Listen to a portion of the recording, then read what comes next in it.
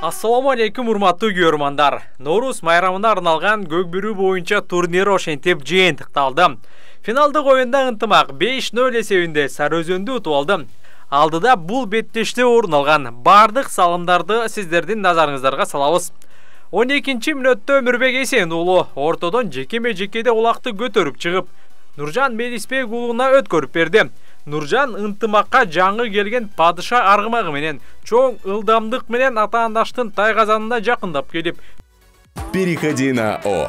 Жаңы топтомунда гана Яндекс Плюс катталуусу 90 күнгө акысыз. Музыка жана подкасттарды угуу менен ырахаттан. Фильмдерди жана сериалдарды көр. Таксиге арзандатуу ал. Аудио китептерди окуу жана ук. Тезирээк кошул. Яндекс Плюс катталуусун 90 күнгө белекке ал. Переходи на О. Сага керектүүнүн баары алдыңкы оператордун бир эле тарифинде. Бир-эки атаандашын жолунан жазгырып өтүп, улакты таамай ыргытты. 3 мүнөттөн кийин ушундай эле көрүнүш кайталанды. Өмүрбек кайрадан жекеме-жекеден мыкты болуп, бул жолу дагы Нуржанга өткөрүп берип аткарды. Бул иреттагы кара дөө ишенимдүү өз мүмкүнчүлүгүн аткарып, эсеп сандарын 2-0 кылды.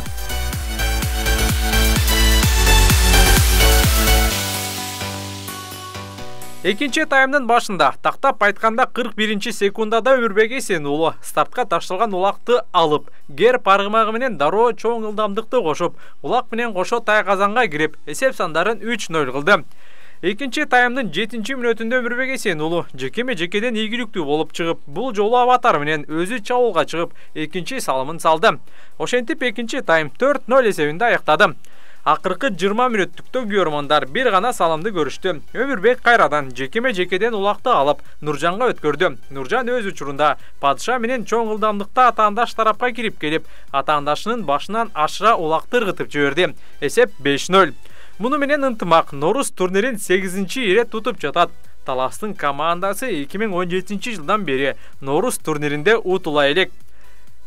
Садыр Жапаровдун колдоосу менен байге фонду 3 миллион сомдон ашык болду. Ынтымак 1 миллион сом, Сарыөзөн 500 000, Достук 250 000 сом алды. Жеке сыйлыктарга токтолсок, талашсыз түрдө Өмүрбек Эсен уулу мыкты улакча аталды. Ал эми мыкты аргымак Сарыөзөндүн Даран аргымагы болду. Мыкты аргымакты ким алышы керек эле? Сиздин оюңузча алдыда пикир калтырыңыз. Биринчи лигада жаштык 7-2 эсебинде Четиндини утуп чемпион болду. Кийинки 9 май турниринде Жалалбаттын командасы жогорку лигада ойнойт. Жаштык командасы үчүн кошумча жакшы маалымат. 9 май мелдеши Жалалбатта болушу толук ыктымал.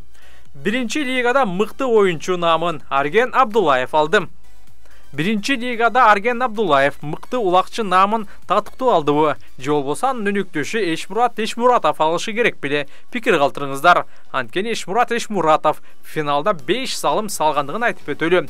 Бирок Арген Абдуллаев дагы алгачкы оюндарда бир колу менен мыкты салымдарды аткарып жаткандыгын белгилеп коелу.